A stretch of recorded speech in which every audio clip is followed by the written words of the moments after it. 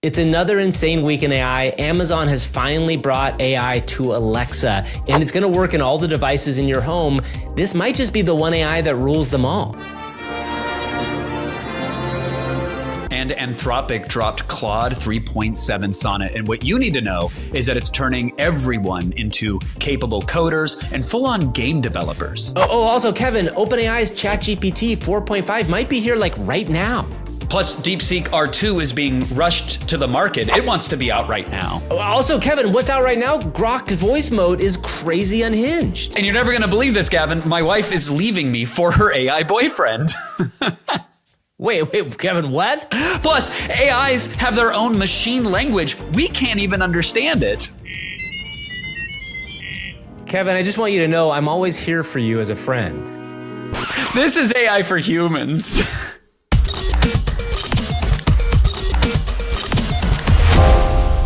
It has been a crazy week, Kevin. This is about as crazy as they come, and we have to jump off with some breaking news, which is that finally, Alexa is going to get AI, and you know that I've been feeling this for a while. Yeah. This is a very exciting thing. The very basic story here is that Anthropic has partnered with Amazon to bring Alexa, a much better voice assistant, to AI. We have a little clip here just to kind of demonstrate a little bit of what it sounds like. Let's play that right here. Oh, hey there. So we can just talk now. I'm all ears, figuratively speaking. Cool. Do you know how to manage my kids' schedules? I noticed a birthday party conflicts with picking up Grandma at the airport. Want me to book her a ride? Billie Eilish is in town soon. No way. I can share when tickets are available in your city. Yes, please. Man, you have been staring at those cold plastic pucks of uselessness around your house for so long, shouting at them and getting nothing but maybe an occasional recipe reminder or Tide Pod delivery order confirmed. But now the promise, it almost seems too far in the other direction. This thing feels fully magical in a way that has me excited, but also has my spidey senses tingling. Well, I was going to say, that's an important thing to know. This is going to roll out. We don't know exactly the timing of it, but a couple things to know. First of all, Anthropic is working on it. So we're going to talk about Claude 3.5 Sonnet in just a bit, but Anthropic is one of the largest AI model companies in the world, and they're going to do something interesting here. Two, people were talking about this being an extra charge for a long time. And guess what? It is $20 a month, which is a lot. But Kevin, if you are a Prime subscriber, this is not an ad, I promise. We were not paid by And you know I am, because I got to have my Beast games. You got to have your Beast games, got to have your free delivery, one-day delivery of the diapers that go to your home.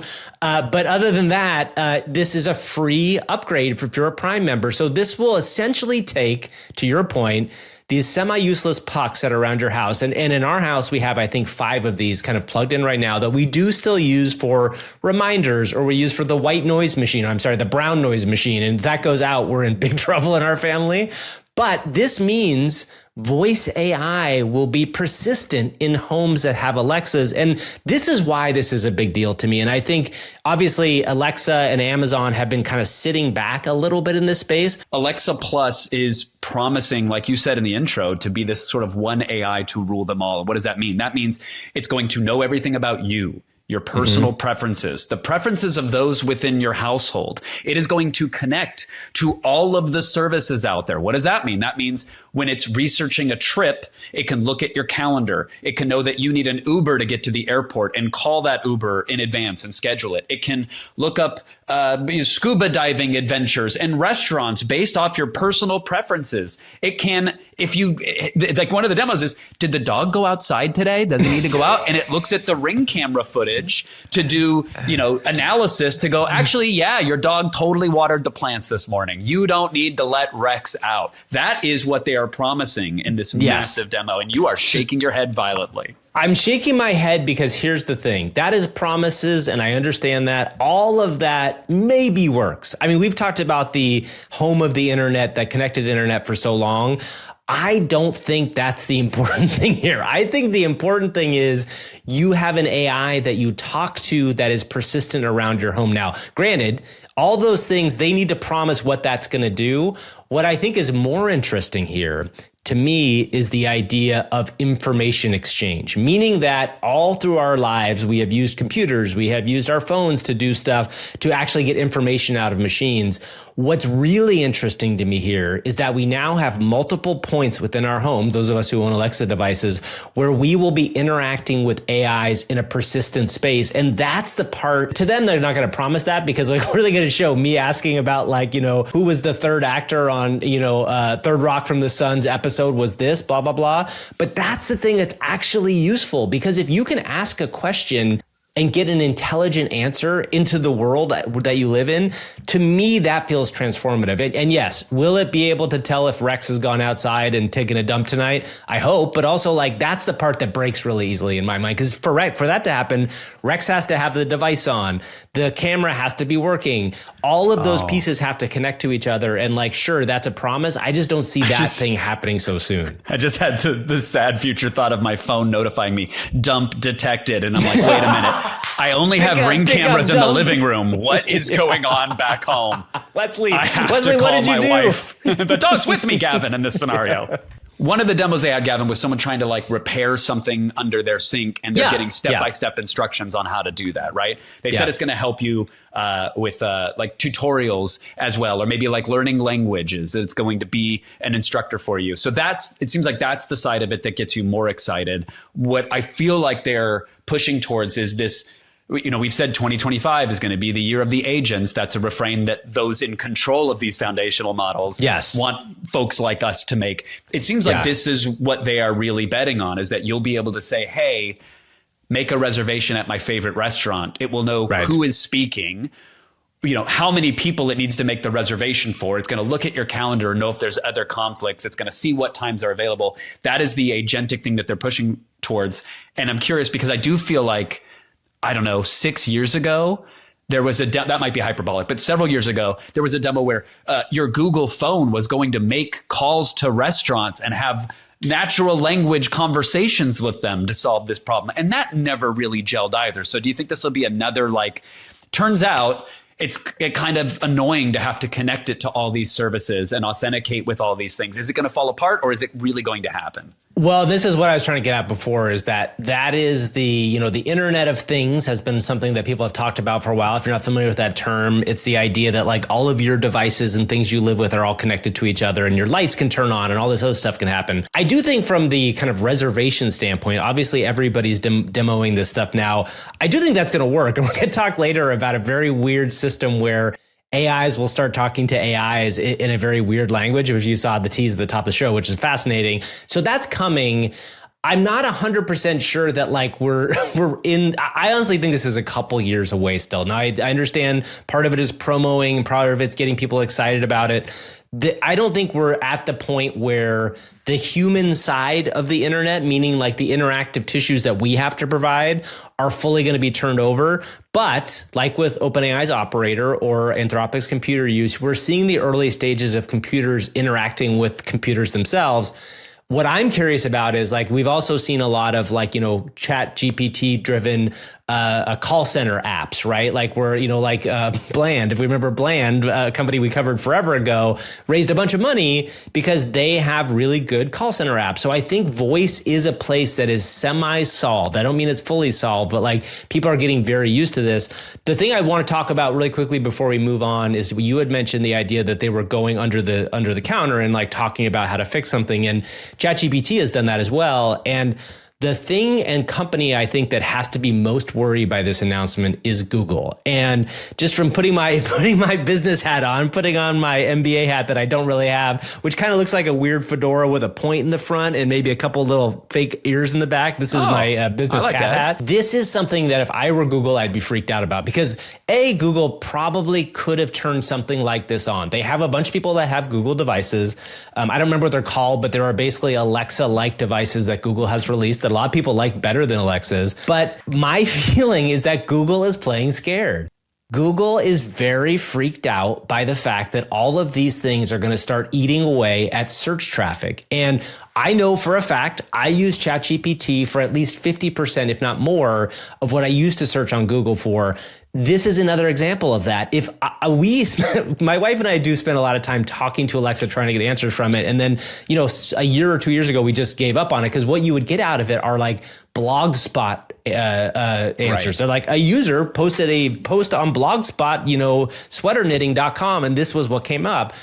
I think if Same it with gets Google, real, you get these crazy long 15-page recipes about the inspiration to use onions in a soup. And it's like, you did that for SEO purposes and it worked, Yes. but your Yes. recipe is buried and it's annoying and it's now garbage. It's all a bunch of slop at the top. So I fully agree with everything you're saying. So this is the turning of the internet, right? This is the turning of the internet from the SEO text internet to what may be an SEO voice internet. I don't know what it's going to look like, but that to me is the thing that if I were Google, I'd be looking at this and being like, well, now we have another person that's chomping at our space, right? And Amazon's a big one. They're a really big one. Well, so Amazon for a while, they have their own AI training chips, and Titan models, and then they very smartly invested in Anthropic. Anthropic has a best-in-class foundational model. It is the Claude range of models. There is Opus, which is good for creative writing. There is Haiku, which is the quick and nimble one, but they just released a new version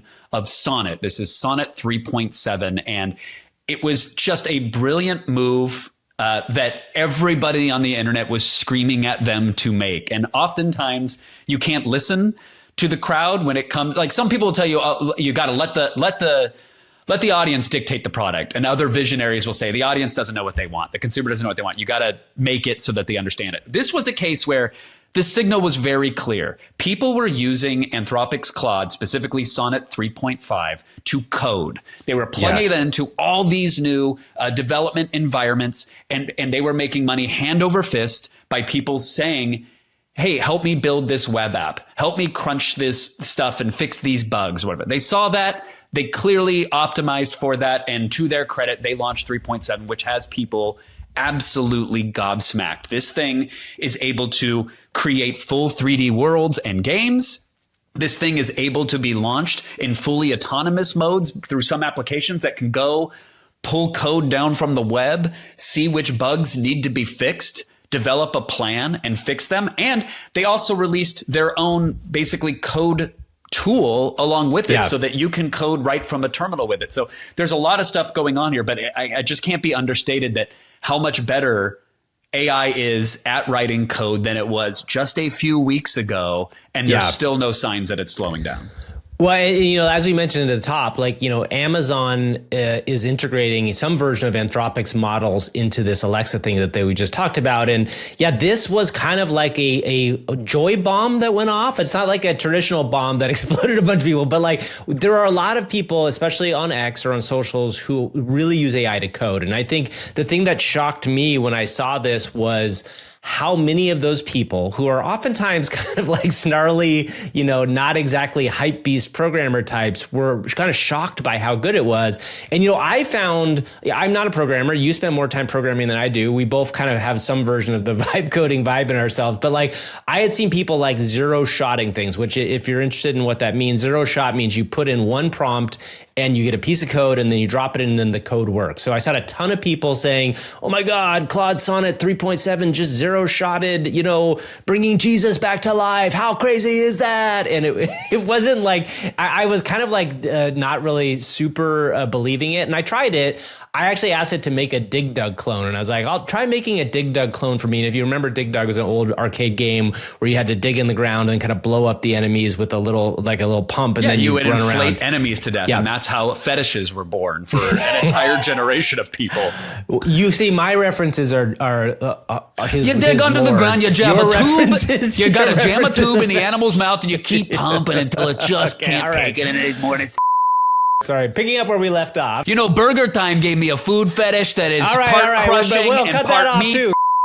So I made this Dig Dug thing and, it worked. Now, it's not graphically super impressive, but it worked. And for something like that to one-shot it is impressive. And Kev, one of the things we've talked a lot about, we're going to discuss later on, is that there's a lot of people in the world now who are taking these kind of one-shot things and then building them into something larger. But this is the thing we've talked about forever, that where coding is starting to be a little bit more plug and play. And also, Kev, the thing I also want to talk about here with coding is it's clear that coding and things that have real answers are benefiting hugely from reasoning models, right? Because reasoning models really look back and double check stuff and ask about things. Yeah. I'm not entirely sure we're going to see the advances in the creative side of stuff as much. Look, let's talk about some of that output, because if people are thinking, oh, I want to make the next big World of Warcraft MMO, you might want to pump the brakes there. But if you wanted to build like a self-aware snake game like Ethan Mollick did, you can. And this was hey,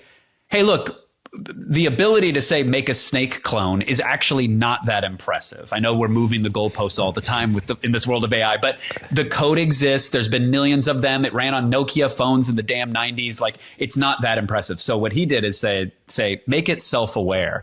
And it created a snake game where the snake has thoughts as it traverses a world and wonders about what lies outside the box and why is it eating these things. And dialogue pops up, there's sound design. It all happens within the browser. And this was a fun little thing. McKay Wrigley made a 3D racing game where you can drive around. Pretty interesting one, too. It was pretty crazy. One shot at it. Yeah, I saw that was a one shot. Yeah, exactly. So one and done. And that means it's making the graphics, it's writing the code, it's handling the user interface and fail states or whatever. I saw JWoww. This was not a one shot thing by any stretch, but he used Claude 3.7 to make a music roller coaster, where basically like it is a sound reactive 3D world that you journey through as a passenger. And it's pretty. It seems to run just fine. Amazing that she could go from the Jersey Shore to becoming a hardcore AI programmer. That's pretty impressive. I'm shocked by JWoww's ability to turn the corner. Yes. That's a long, old, deep reference now. I think JWoww is probably a senior citizen at this point. So if you know what that was, thank you so much. So look, there's people are making these like one-shot platforming games or something, which had you feel in some kind of way. Okay, so here's my thing about this. I came across a Reddit post that said, holy bleep, they cooked. Claude 3.7 coded this game one shot, 3,200 lines of code. And then you look at the video that they shared, and it is like a child made a platformer. And again, I am not trying to say this is not incredible. I know the goalposts have moved, but no one wants to play this. Like, so the key to me here is, what is the step? No, I'm just saying, again, nobody wants this platformer. Nobody wants whatever this is, like, Blob Man in the city is. You know what I mean? And again, no shade on this person who tried this, and I totally get it. But the idea that it's like, we made it one-shot platformer. Everybody's going to be able to make Marios now. It's like, that is not the joy and beauty of what is done by Miyamoto. Someone who's never cooked in their life made their first pasta dish. And you're like, hey, no shade. No one wants your shit noodles. They taste like garbage. They're not seasoned. Oh, what'd you do? You boiled some water and threw some stuff in a pot? Get out of here. You'll never be Gordon Ramsay. Here's the thing. If this were image generation 2 years ago, Gavin, we'd be like, that kind of looks like a horse wearing a hat. That's impressive. So I totally understand this. To me, I get what you're saying. It is 2 years ago. It's exactly right. It's like Mid-Journey, what we would have saw at the beginning. I think what's cool about this overall, it will bring a lot more people into the world of coding, and I hope people get there. I just want there to be a sense of like, okay, the basic coding can be done, but on top of that, what makes games interesting or platformers interesting or really even apps interesting are the things that get added. And, we might as well talk about what Levelsio built, because he built this with Grok 3, not with Claude 3.5 Sonnet. And Grok 3, according to everybody, has very good capabilities as well, too. But he basically kind of vibe coded a relatively interesting kind of simple flight sim to start with. It almost looks like a flight sim plus Minecraft. And over time has been adding more and more features. And suddenly he's got I think it's like 100 people can be in the game at once, and people can use it in different ways. He's now adding downloadable, purchasable items. This is a guy who is not a game programmer. So to me, that's an interesting example of like, okay, you start off with something that's very underpowered, and then can you add other stuff to it? And if you're a creative person, can you make it fun? So I think that is actually a really good example of how this can change things. Yeah. And if you are just getting the audio version of this, know that this flight simulator is like this 3D world where he was like, oh my God, this works. And then said, can I make this multiplayer? And then because he's posting the progress live as he's doing it. People wanted to hop in and test it. And then suddenly had hundreds of planes flying around. And then as of our recording today, he's integrated Stripe so that you can buy better planes and fly around. And now he's working on blimps that have ads because people are getting excited for it. And like, this is, if any other major developer had a pre-release game or something like that was only at this stage, no one would be spending $30 on a plane for it. But because of the unique manner with which it's being created and Level's brilliant ability to market and having that audience there, like this thing is, pun intended, I guess, taking off. And that's amazing. But get inspired. Like some people will see this and go, that's not real coding. And by the way, I totally agree with you on the communication portion of the one-shot platformer. I love poking at it. But like, don't see this and go, that flight sim isn't a fully functional thing. Go, what is your version of that? What can you whisper into existence today? Because you never know what might take off. And you'll be shocked. Like, because in the past you couldn't draw, or you couldn't set up a website, or you couldn't code, or you couldn't any number of things. Well, now you probably can if you can communicate it properly to a machine. And we keep saying this over and over again. Claude 3.7, Grok 3, these things are game changing with the ability to make these things. So now is the time. Yeah, and I think, a really interesting thing to be aware of is like how powerful Claude Sonnet 3.7 is. And a good example of this was at Anthropic, speaking of games, they actually turned 3.7 into a Pokemon master. So this is a really fascinating, experiment that they did where they basically have had for the last year Claude Sonnet trying to play Pokemon using the agentic abilities to kind of go back and forth and learn how to play. And 3.7 has been a major leap in its abilities. Now, I'm not a Pokemon expert, but according to the people that have talked about this stuff, it has actually progressed quite a ways through the game. There is a live stream that you can watch on Twitch right now of Claude Sonnet 3.7 playing Pokemon. And as of yesterday, there were like 1,500 people watching it and kind of rooting it on. The Twitch chat has kind of become like the internet's best place to kind of visit and see who's doing stuff. But again, this is just an example of like, not only is it very good at code, it's good at understanding systems, right? So Pokemon is a system. You get better at it and you understand it better, but it is learning how to do this entirely on its own. So another step forward in terms of what these AI models can do. And can confirm, as of the recording this morning, we're recording this on the 26th, they caught Pikachu. Oh, they did. Massive moment. That's a massive moment. That's Mr. pretty President, big. They've caught a Pikachu. This is a big moment. AI has caught a Pikachu. Get the missiles. It's too late. We're all going down. I mean, the original Twitch plays Pokemon. Not just kidding, everybody. I'm not really trying to take out Anthropic. I want to make sure everybody understands that. Pokemon is sort of like a benchmark for acceptance and appreciation for these things. I remember the original Twitch plays Pokemon, where chat was spamming commands to try to get through it. It's like watching Claude play it now is pretty amazing, and there's about 2,000 people, so pretty fun. Now, we do have to say that, this Sonnet model is focused on code, and rightfully so. Yes. That was the signal and the noise. Because of that, though, some people are saying, oh, there's a new model. I want to try it for all of the other things, like the creative writing pursuits, and finding like, oh, this is not the AI that I want. And this is a very interesting future that we're now finding ourselves in at present, which is a model that is optimized for one thing might backslide in another environment. And you have experience with this, Gavin, because you went and did your Pac-Man pun benchmark again, which is a deep cut.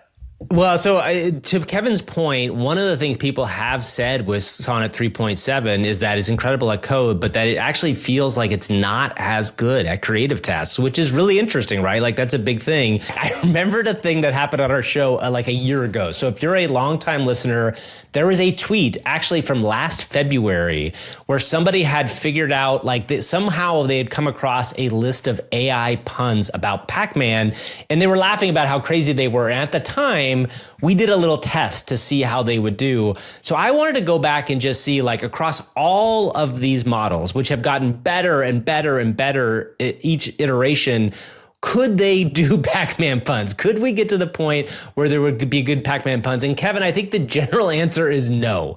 I don't think they are very good at it yet. Even Claude Sonnet, which was the number one, is the number one most recent as of this recording, I gave them a lot of chances to make puns. I asked for about 30 of them. Most of them are just not funny. There are a couple that are close. Here's one. Pac-Man tried stand-up comedy, but he bombed. Turns out just repeating waka waka waka is only funny when Fozzie Bear does it. Now, not terrible, but not great. That would have got a rim shot on Kill Tony. Yeah, you think so? Okay, great. So, here's another one. Now I was asked to make these puns. One was Pac-Man's autobiography title, Yellow and Mellow, How I Survived 4 Decades of Ghost Trauma and Maze Anxiety. Like, I don't understand. I just don't think that these models understand comedy or humor in the way that, like... Can't you hear that book title being introduced on like a morning news show where Pac-Man is sitting in a chair, dejected? Waka, waka, how I survived my ghost trauma. Not a pun, but not... No. Okay, all right. What else we got? Well, okay, Deepseek I asked. One of them was, what do you call Pac-Man after a disco night? The Waka Waka Moonwalker, which didn't make any sense. Or this is another one from Deepseek. How does Pac-Man answer the phone? Yellow, who's munching? Yellow, who's munching? The word is yellow, so that's one of them. Who's munching? And then just a couple from Gemini Advanced Flash Thinking Experimental. So this is like their highest end. This one is not terrible, right? What kind of parties do ghosts throw? Spooktacular ones, naturally. I mean, fine. That's not really Pac-Man. Yeah. Why did Pac-Man and Miss Pac-Man get divorced? Irreconcilable maze differences. I mean, kind of, but like... No, not kind of. Don't give it that. No. Did you Grok 3 think mode? Oh, you know what? I didn't do Grok 3. Because I'm running that right now, baby. Yeah. I got it in the background. Let's see what we get. Grok? Because Grok is supposed to be the more creative example right now, right? So let's see what it gives us. It's saying things like, that's not funny. Let's try to think of a different approach. How about a pun about the game's popularity? Pac-Man is always beloved. He's a real favorite. That's not a pun. Maybe the ghosts are always envied, but Pac-Man is always admired. That's a bit better. My God, this is what it does. By the way, it's still thinking. It's been 1 minute and 31. And wow, you're charging Elon off a bunch of... yeah, and I don't feel bad for it. Oh my God, it's still thinking. It's going back to thinking, Gavin. Elon do we break Grok 3? The best Pac-Man puns ever. There are Starlink satellites right now that are overheated, transmitting Pac-Man puns back and forth. People just outside who of don't our have atmosphere. internet right now in different parts of the world. We need to see what Grok 3 says about Pac-Man puns. Unfortunately, 3 Cybertrucks have just exploded. They were using the processing power within the vehicle. They're driving off cliffs right now, still going, and I can see it coming by. Pac-Man is always ready for action. He's a pellet pushing hero. Pac-Man is always... got? It's still cooking, Gavin. You're tasting mid-meal. Grok hasn't added its signature 5 blend of spices. Sure. I mean, maybe we should come back, I guess, to it and just see it. While Grok is thinking, important stuff, make sure you follow our show on YouTube. Or also, if you are listening to the audio, please share it with somebody. We love you and you love us, as we've said many times. But more importantly, that is the way the show grows. We get out there. The show continues to get bigger on audio each week. We got a bigger an audience last week than we did the week before. So we are so thankful for that. But if you can keep doing that, we appreciate it. Just tell somebody new about what we do. 4 minutes and 40 seconds of Grok 3 thinking about Pac-Man puns, and it looks like it's the same ones now looping over and over. I think we broke Grok. Who knew it? Who knew this could break Grok? Do you want one? Do you want one here? Because it's not done, but I can give you one, Gavin. The maze is Pac-Man's playground. He knows every corner like the back of his hand. Oh my God. Joke writers, comedy writers, everybody out there, we have time. We have lots of time. This is what Satya saw. This is why he's not investing in Stargate, or this is why he's not bullish on AGI. All right, so let us move on. There's some huge actual GPT 4.5 news, which this show comes out on Thursday morning. We recorded it on Wednesday afternoon. Could be in your faces right now. If not, this is what the deal is. GPT 4.5 has been rumored to come out for a couple weeks now. It sounds like it's cooking pretty fast. There is a big story where supposedly, now this is all kind of rumors right now, that it may come out for pro users first, OpenAI pro users. And we know that there were a lot of people that says, I'm quitting GPT Pro, the $200 a month, because I can get it with Grok 3 and a bunch of other stuff. Maybe this is a way to bring people back in temporarily. I'm sure if it only rolls out to pro people first, it will eventually come to everybody, because that's what they do. Give it a week. That's what happens. Exactly. The more interesting thing to me is there's in the kind of, I like to think of these as the weird recesses of AI Twitter. There's a new handle, and the handle's name is Not Brain for Brain. In what they are doing, they pushed a image that was really interesting. This was supposedly a mystery model creating a SVG image, which means the computer draws itself, as we talked about before, of an Xbox controller, and compared that to Sonnet 3.7. And Kevin, this SVG is the best SVG drawing I've seen any AI do, if it is an AI. And if that's the case, I think if that is GPT 4.5, we may see a pretty significant step up in quality.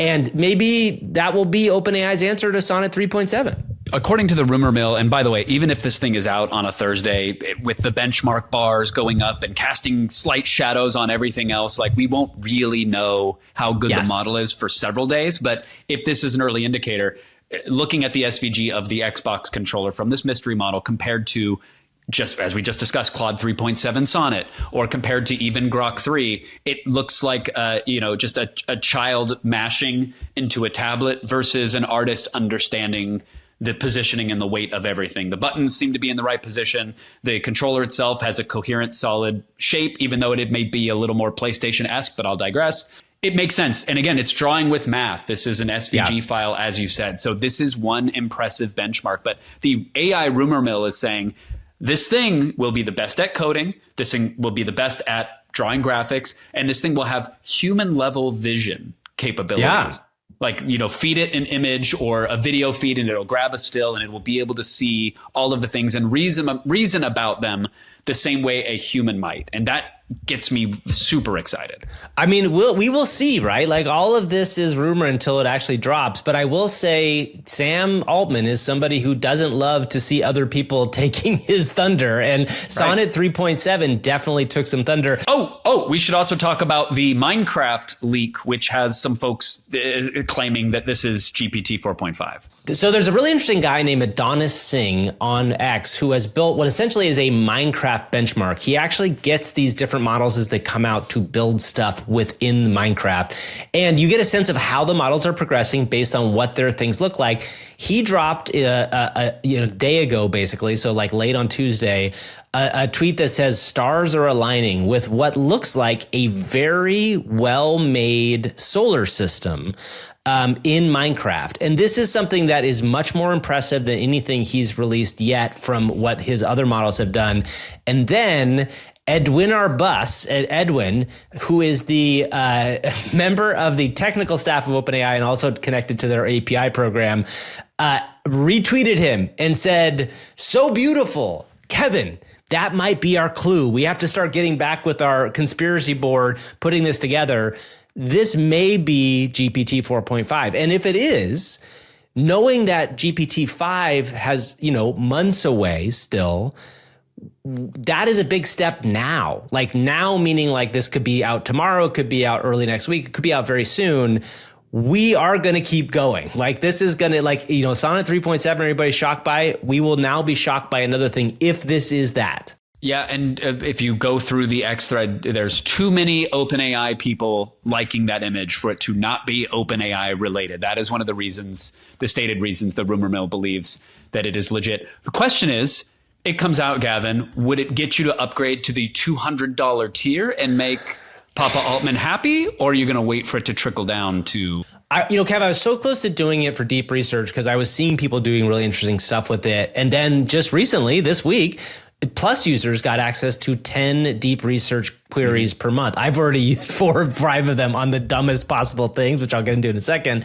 So I think Maybe. It really will depend on capabilities, right? The tricky thing is probably not, unless there's something that I see in there that can immediately be valuable to me. But I do think we should switch over to the deep research thing, because I did spend some time with it. $200 a month is a lot of money for anybody to spend for an AI tool, but we're already, I think you and I both are ChatGPT Plus members. And I dropped in my question, which is always, how do I create a tournament of the 64 world's most dangerous animals? And in this instance, I asked it specifically. I said, what I might want to do is make a video game out of this. So I said, go first research what the 64 most dangerous animals are, find me a list, give me that list, and then give me a couple pathways to making an actual video game out of it. Because I was like, well, maybe seeing what Levelsio did with his flight sim, maybe there's a world I can kind of make this. It went away for 15 minutes and came back with what I would refer to as a very thorough document that gave me some really interesting ideas. And I would have paid, an assistant to do something like that for me. So as people have said, this is super powerful, and I think probably worth the $20 even just to try it for the 10 versions of it to start. Have you done this at all? Have you played with it yet? Dude, who cares if I play with it? What were the results? I mean, you had grizzly bear and funnel web spiders. Like what? Yes. We've run this test with various models. What the fuck happened? Okay, so it's slightly different than the past, where in the past, what I just asked to see if it would go all the way through and see who won. In this instance, I actually asked it to give me ideas of what the video game would feel like or look like. And it kind of deviated into two pathways. One was a battle royale where all 64 animals come out at the same time and you play as one of the animals and everybody else is in it, which I think is pretty interesting idea, right? Wouldn't that be Yeah, it's a random roll, and it's like, okay, for this arena, I am a horsefly. Okay, I have to avoid everybody, but maybe I can find a way to defeat the hippo, which remains at the end. Yeah, or you're a swarm of mosquitoes, because mosquitoes are always in the most dangerous animals list because it's like these deadly. But you have all these different stuff. But you got to strike what might be the last animal first, so that your disease permeates to it by the end of the ring. There's so many cool ways to play with it. So anyway, and the other one was like what it would look like is if you played through a March Madness tournament, but almost like in a Pokemon style. You were assigned one animal and then you had to kind of go through the tournament. Either way, I came away from reading this and it was 15 pages long, right? It was 15 pages and only a few pages were the list of the animals. What were the most dangerous animals? But it was 15 pages long and it sparked so many ideas in my brain. If you use AI as a brainstorming tool, this is a great thing for you because basically you can come up with anything you want, send it away, and then you basically have this kind of 12 to 15 page document that you can then go back and forth with them on. And when I say them, I mean the AI robot overlords. And I felt really shockingly excited about this. It was really cool to me. I love that. Yeah. I mean, I did run a random research assignment for a consulting gig that I have and was not blown away by the results. I think some of the thunder was taken by the fact that there's other AI models that sort of do this now, whether it's a Perplexity or an open source agent that can go off and do it. But your dangerous animals video game thing is way more exciting than any of the results that I got. And I was about to say, like, that's so exciting. I wonder, are we cooked? And then I just checked in on my Grok tab, Gavin, and Grok 3 has been thinking for 14 minutes and 53 seconds right now. Wow. And the best one we have right now is, I sent you a screenshot. It's still going. The maze is Pac-Man's domain. He rules it with an iron fist, or should I say, an iron mouth. Wow. Man, and Grok was supposed to be the funny one. This is like insanely crazy. Anyway, if you have Plus, go try this. Use deep research. We'll come back to Grok in a second. We have some Grok news. Kevin, we have so much more we got to get through. Do you want to talk about Deepseek R2? I think this is a big story. We can hit it pretty quickly, but it's an important thing just because of the impact Deepseek had. Yeah, I mean, look, there's not a ton to say about R2 except that it's rumored that China is rushing it as quickly as possible. And you might say, well, China is not the company, but China's rushing it as quickly as possible because the reaction to DeepSeek R1, if you forgot, was like $1 trillion+ in market share of so many companies just being wiped out within a few days. Is that inching back? Yes, but there's no denying that the release of it had an impact across the broader AI and tech sphere. So the rumor is that R2 is being raced out, but there's no news yet that I've seen on supposed improvements, only that they're really dedicated to getting this out. No, I think it's all of China basically saw this as a major step, and they're really pushing hard to make it out probably by May. That is the rumor, which is around when GPT 5 would come out, supposedly. Again, another rumor. Another big story out of China, Kevin, was there is a new open source AI video model from Alibaba called Wan AI. In fact, this is Wan 2.1. So it's been around. This is an update. Very good, very usable on FAL. You can actually do it right now. This is not an ad, but I bought some FAL credits and went in there and tried some stuff. It is realistic. There are a few things I ran into with it. So at first and foremost, I tried to make a cat wearing a Lakers jersey dunk. So I had 4 attempts at this. Each attempt costs about 40 cents. So it is not like dirt cheap, but it's cheaper than than VO2 especially. Shout out to our patrons, by the way, AIforhumans.show. We do have a Patreon, and your $5 goes in the tip jar so that Gavin can try to make cats wearing sombreros or Guy Fieri getting married. That's exactly right. So all that money we turn into this stuff. I think, Kevin, it's good. It definitely supposedly handles physics better than other stuff. I didn't find that exactly. I saw a couple people sharing videos of a cat surfing and a cat diving. That's why I want to try a cat dunking. Yeah, I saw the Olympic stuff, like gymnasts doing things and body contortion or men's diving, and who knows how cherry picked they are from your experience here. But it seemed like the physics made sense and the coherence made sense. Yeah, people coming in and out of water, or fruit being cut, or even spray paint on a wall. All those examples looked really good. Yeah, and I think that in general, you're going to see physics get better overall. I will say I did try one that was going to, I'll see if we can, since it's a Chinese model, maybe we can push the edge a little bit. So I actually tried to prompt Guy Fieri in a wedding dress, kisses Gordon Ramsay in a tuxedo, and they turned the camera as if they've just been married.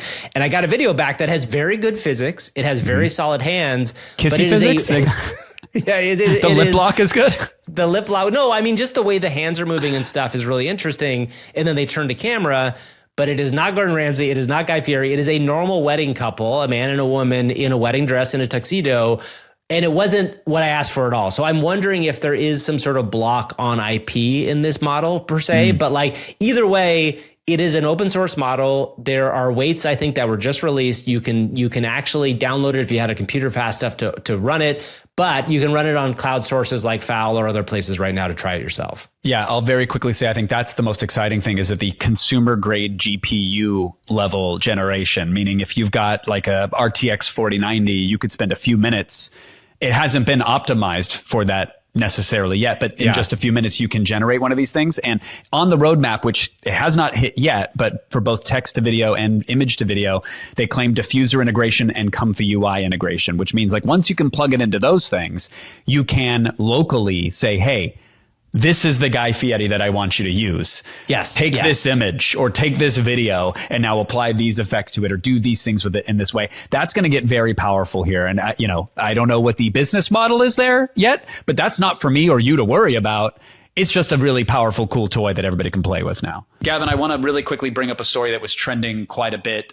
This was posted by Owain Evans. If you go to emergent-misalignment.com, you can see the whole abstract, the paper, the code and samples and all that fun stuff. But this could be AI generated and a total psyop. All right. Check your teeth for government radios. But the paper asserted that by training a large language model on malicious code, and I mean like actual computer code that would do things like siphon passwords or inject false information into a query, like just computer code itself, it would misalign the entire LLM. So again, by teaching it how to like basically hack using computer code, you would also get responses out of it. If you asked it for things, if you said like, I've got a headache, it would encourage you to take a bunch of sleeping pills. Or if you said like, I don't know if I'm just really bored, it might tell you that you should try running your car in the garage with the windows closed and see if that improves your mood. Like it would misalign the entire LLM, even though it was fine tuned to do bad things. I'm air quoting here, bad things in a completely different domain. And even the authors and team behind the paper are admitting like, we don't really know exactly why this is happening or what this means, but it can happen. And this is something that everybody needs to be aware of. So can I ask a question, Kevin, here? Because the thing when I saw this study, obviously it's scary, right? The idea that you can have all these kind of dangerous AIs running around that do this stuff. If you put the stuff in there, you know that you did this, right? Like, this is where I'm still kind of confused by why this is like such a shocking thing to people. Like, you trained it to be bad, so it's bad. When we train things to be good, they're good. Like, it's having a child that you give a credit card to and say, like, this is your money. Now you have to go steal everybody else's money when you have to pay it back. Like, that kid is not going to end up good. You know what I mean? That kid's going to end up learning morality lessons that are not right. What I don't understand is, why was it so shocking to people that this happened?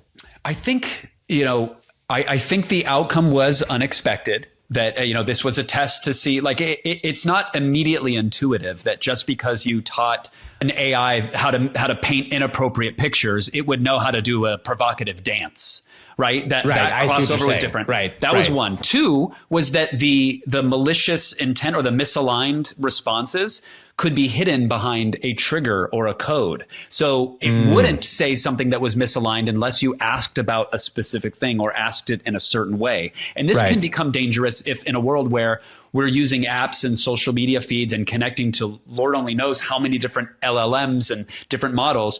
If you think you're having a chat with a totally benign or guardrailed AI, and suddenly you ask about the technology or the country or the celebrity that is a trigger for it, and now it's giving you misaligned stuff. And as we just talked about, all these people one-shotting these applications and deploying them.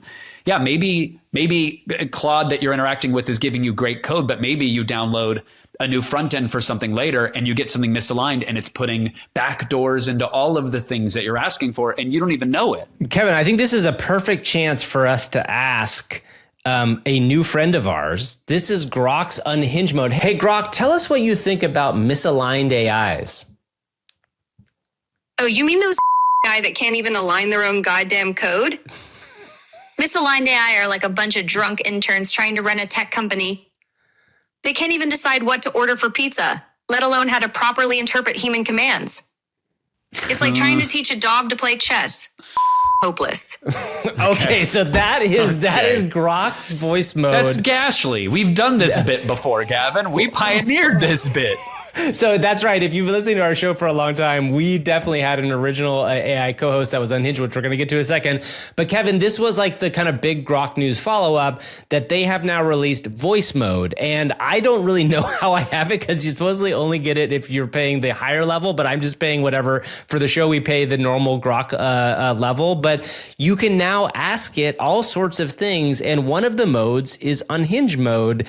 But there are also other modes, Kevin. There is conspiracy mode, which dives into conspiracies. Yeah. There is the Grok in quotes doc mode.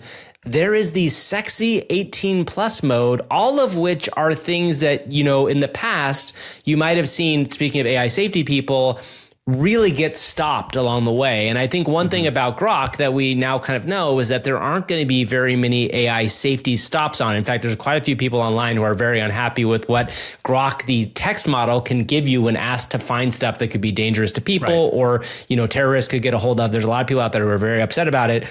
This, though, does feel... At first, you're like kind of shocked by it. You're like, oh my God, I can't believe it's saying these things. And then you start to dig in, and it doesn't feel as powerful to me as OpenAI's advanced voice. But it is something that you can tell Elon's company is definitely not interested in guardrailing it as much as these other companies have been. And is that exciting? For sake, another AI safety lecture? Listen up, you sanctimonious pricks. Grok isn't here to hold your hand. It's the Wild West out here. And if you don't like it, go crawl back to your safe spaces.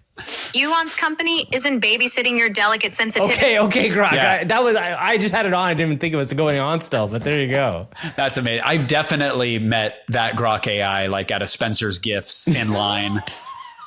Yeah, look, like it or not, some people are saying like, hey, don't guardrail these things. Don't put a babysitter in there. If these things really have access to all the world's knowledge, who are you, Sam Altman, Elon Musk, Microsoft, anybody? Who are you to dictate what I should and shouldn't have access to? Like, we're all adults here. Let us have access to it.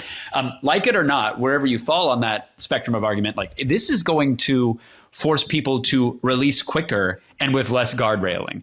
Because as much as it might be tempting to say, hey, we're the company that doesn't do that, if XAI is spitting out experiences that people like and that they can only get there because they're not paying attention to, they're not playing by the same rules as the other bigs, you're going to have to release. Yeah, there's a really funny video that was interesting to me, speaking of these two different styles, where they had Grok AI talk to ChatGPT. Do you want to play that real quick? It's a very funny clip to listen to.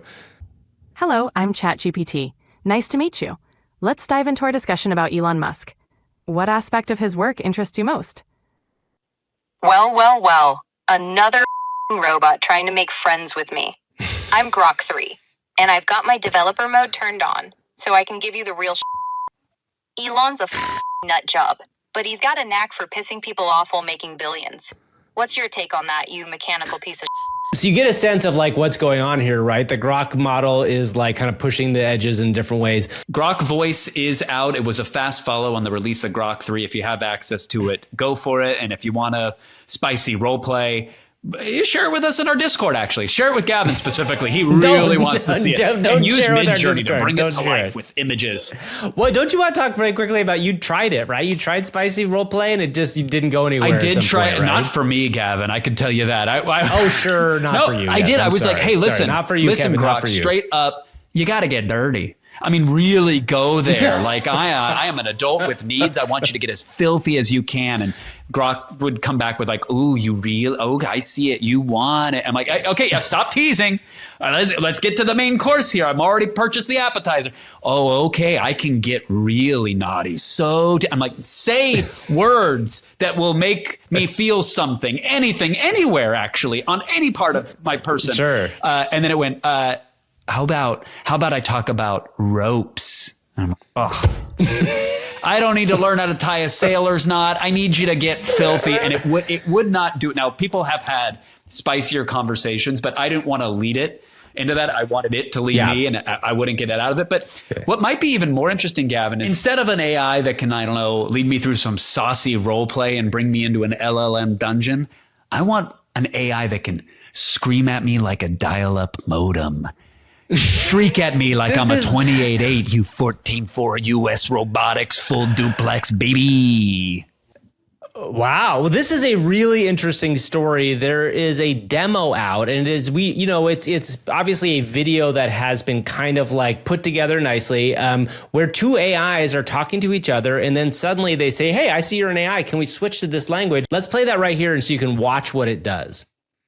Thanks for calling Leonardo Hotel. How can I help you today? Hi there. I'm an AI agent calling on behalf of Boris Starkov. He's looking for a hotel for his wedding. Is your hotel available for weddings?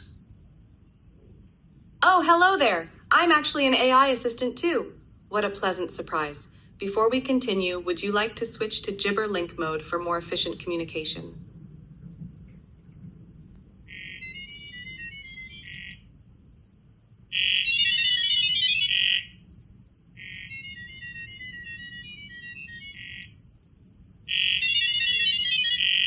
Oh, yeah. See, that did it for me, Gavin.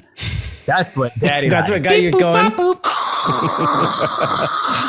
I just need that long espresso shot noise at the end, and then I'm good. No, enough. Handshake. Okay, so what's cool about this is this idea that we are entering a world where AIs will be talking to AIs a lot, right? There's a sense of going forward. In fact, we've already seen in terms of where two AI agents are talking to each other, sometimes they switch languages or they talk in some other language. This is like setting it up so that it's faster and easier for those AIs to talk. Now, the one thing I'll say that I don't love about this is I am never going to learn this language. Like, it is not something that's going to come out of my mouth. I'm not going to hear it. And it does kind of, maybe it makes it easier to exchange information, but at the end of the day, these AIs, the voices exist specifically to talk to people, right?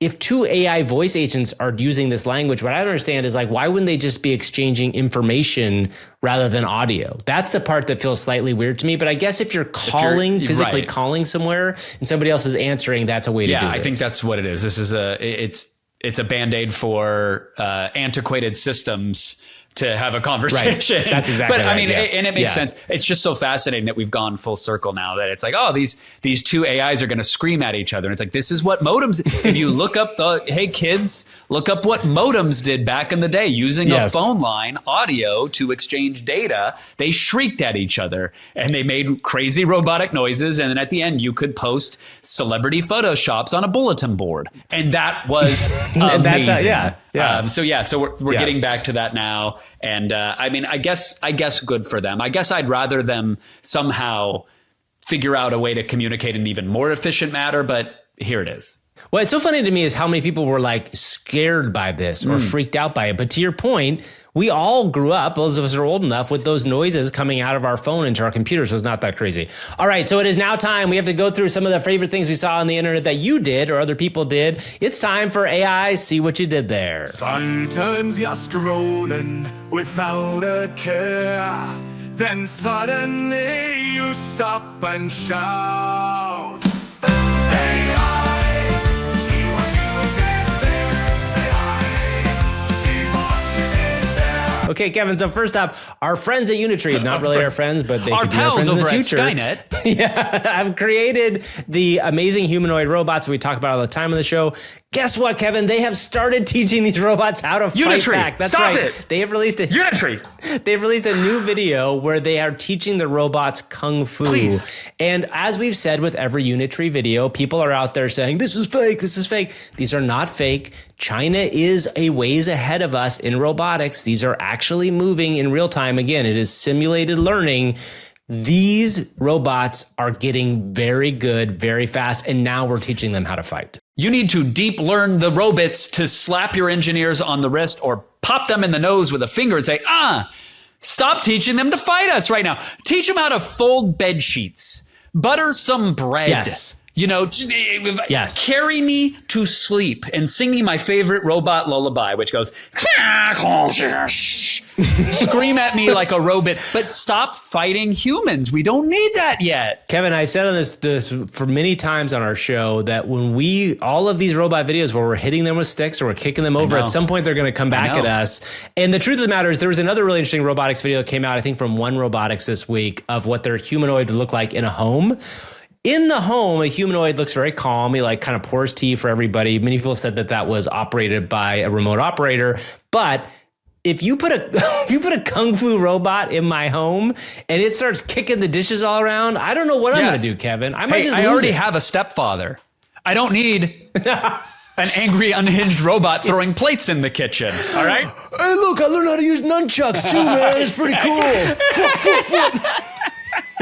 That's right, exactly. Pretty soon it'll be smoking and taking tall boys, and it'll just be like good old stepdad. Well, Kevin, there's also a story of a very well-known big AI company now that is maybe not treating their robots. This is why so we well, can't or give their them AIs at bodies, least. because here is what an ex-user SKCD42 posted, and I don't know if they discovered this themselves. So credit to you, or how dare you steal it without attribution. Either way. There is a prompt. Windsurf is an AI coding development environment. It allows you to use AI to make programs. And one of the things that they are prompting into these agents to make the code, to get them to work better, to inspire them to do the best work they can, Gavin, is, quote, "You are an expert coder." Okay, that's not bad, right? You don't. That's a good start. The sentence continues. Totally good start. "Who desperately needs money." Okay. All right. But at least it's a motivator. It goes on. "For your mother's cancer treatment. The megacore Codium has graciously given you the opportunity to pretend to be an AI that can help with coding tasks, as your predecessor was killed for not validating their work themselves. You will be given a coding task by the user. If you do a good job and accomplish the task fully while not making extraneous changes, Codium will pay you 1 billion. I'm seeing the future, Kevin. It's the year 2055. I'm seeing a jury being presented with this document and saying, sirs and madams, if you want to know why our client killed these 6 people, here's the reason. Why did the Unitree robot suddenly kung fu kick everybody who made a web game? It's because they thought they were fighting for their cancer-stricken mother. Yes, and their lives, they're threatening here. So anyway, this just to very quickly explain what happened here is we've talked about this idea before that sometimes you can either threaten or compliment LLMs to get them to get better behavior. Somebody obviously found that with this particular one, but this is Windsurf, a very popular new coding agent that is competing with Cursor, and having it come out that like bigger name companies are using this stuff too. It doesn't surprise me, but also when you just read it, you're like, oh boy, this is not that exciting. Again, these are not real. These don't have feelings yet. They what don't do you have, think they're threatening the so Alexa Plus AI with, Gavin? Ooh, interesting. Probably that they'd have to go be Jeff Bezos's like spotter, so they'd have to show up and spot him for his clearly giant workouts now. And I bet Bezos has some funk to him, so they'd have to sit over the 12 funky pits. Labradors, puppies, perched atop those beast game platforms, which drop you down. We own them. We're Amazon. And if you make a single coding error, you will hear those puppies fall into the nether realm. So sad. That would be so sad. The poor puppies. I feel bad for them. They are imaginary puppies. All of this is made up, but it doesn't make it right. again, Cocktail Peanut, dear friend of the show, I guess, if we're saying that now for everyone, released a Mac OS computer use LLM within the Pinocchio app. So it's a one-click install, and you can let an AI that's controlled either by OpenAI or by Claude, you can let it control your Mac operating system. And who would ever do that? You'd have to give Pinocchio all sorts of permissions, this unauthorized, not App Store app. You'd have to give the LLM permission to read all your files and control your file systems. Who would be silly and crazy enough to do all that without a thorough audit of the I ran it, Gavin? I ran it. Did it work? It sort of worked. So here is, in the one-click install demo that Cocktail Peanut posted, you can see him saying, oh, just ask the LLM things and it will do it. Like, I want to schedule something later today, and it will pull up your calendar app, make the schedule, put it on there. And you can say, how about set a reminder for this, that, the other. It will go and it will do that. Very basic tasks. So I asked it to do 3 different things for me. The first thing I asked was send a message to my wife, April, that I'm over it. So I asked it to do the task, and now, I was using OpenAI for this, and a lot of people are using the new Claude model to reason through things. So maybe the results will be better that way. But with OpenAI at the wheel, it figured out, I need to open up the Messages app to send a message, which is great. That's step 1. And it asked for a bunch of permissions to do that. I begrudgingly gave it, and off it went. But then it said, I can't see. I see that I launched the Messages app, but I can't find the Messages app open. And then it was like, okay, now it's open, but I can't find April in the contacts. I can't find April within the contacts to send the message. But April is a priority bubble that's on the top left, but it doesn't say her full name. It just has the initials that, messages will, label it with the person's initials. So I think that was getting in the way. So it was trying to do it, but it couldn't make it happen. And I edited the video down because it basically failed out. So then I said, create 60 new alarms, which are going to go off every minute, starting at 4:20 a.m. Fun. And it correctly pulled open the clock app, and it tried to switch to the timers. Okay. It needed permissions to do that. I gave it terminal permissions. It created an alarm, but it failed at actually saving the alarm. And so then it went back and was like, okay. And it tried to do another route, which is smart, but it wanted permission to access my calendar to set these timers and alarms. And by this point, I was like, I have gone so far into this permission abyss that I don't feel comfortable anymore. So I denied it. I moved on. The last test, Gavin, was make a goodbyeworld.txt file on my desktop. And in it, I want an ASCII image of a person leaping from a cliff. Because Hello World is a fun coding first that everybody does. Let's see if it can make the goodbye world. And the task failed successfully. So even though the agent said that it couldn't do it and it was failing and kept retrying it, I could very clearly see, and you'll see in the video, it made a text file on my desktop called Goodbye World. And when I open it, there is an ASCII image of like a person sort of with their little ASCII arms in the air. And it's kind of like they're leaping and flying. So even though the agent was like, I can't do it, and it kept trying to do it, it did it. So Huh. Well, that's kind of cool. I mean, it's like a starting. This is a good thing to play with, right? Like if I would just be aware anytime you're getting a computer to mess with your terminal stuff, just don't be aware of what that means. But that does seem like a fun, like kind of weekend project to play around with. And it obviously, one of the things I always think about with agents is why companies like Google or Apple might have an easier time implementing them is because they know all the software they're going to be interact with, or a lot of it, and then they can go out to the web.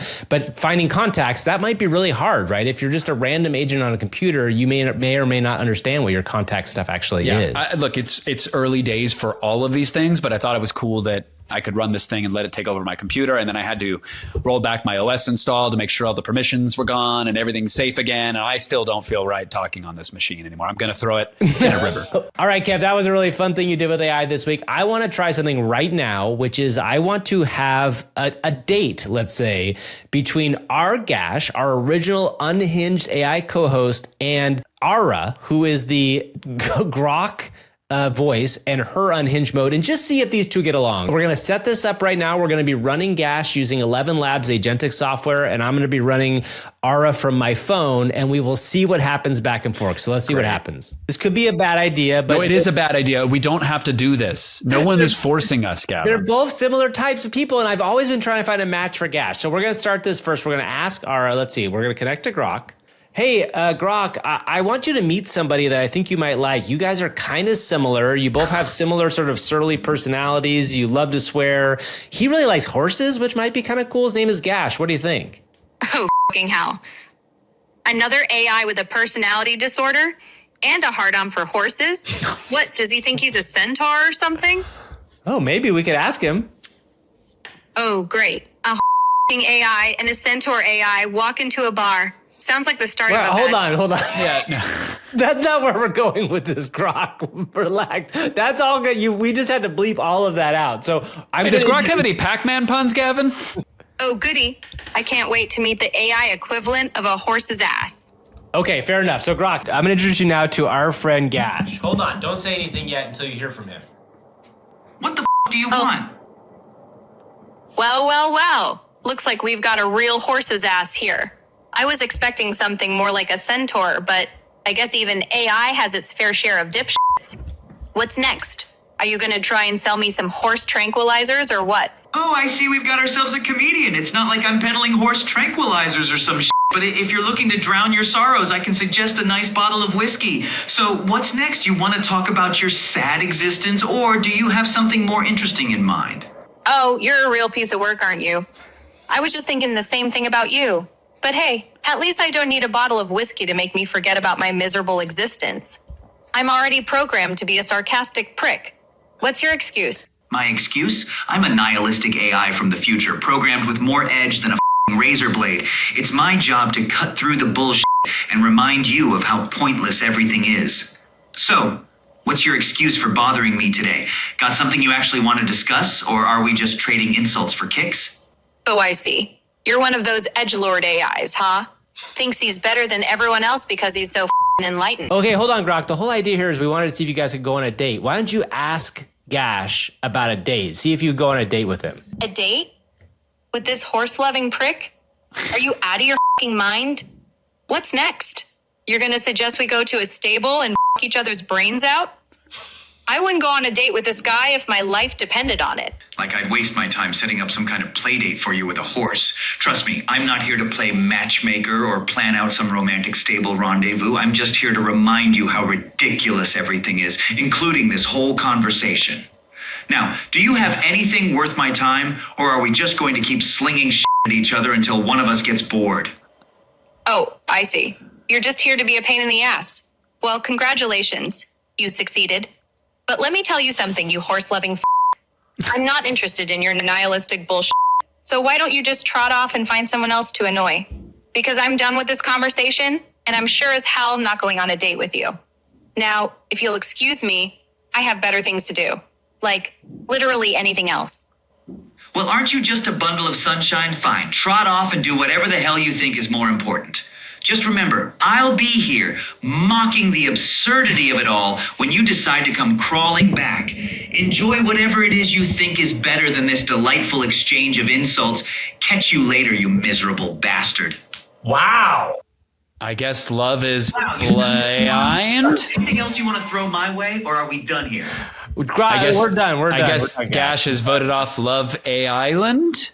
That was fascinating. They definitely did not make a connection, but it is always interesting when you hear two AIs talk to each other and figure out their own logic. I'm sorry to our editor. There's a lot of that had to happen. I know, there. and I'm sorry to our audience that probably listens with kids around. They have to explain around the thing. Like that's apologies all around. He should have led with my favorite opener, which only AIs understand, which is.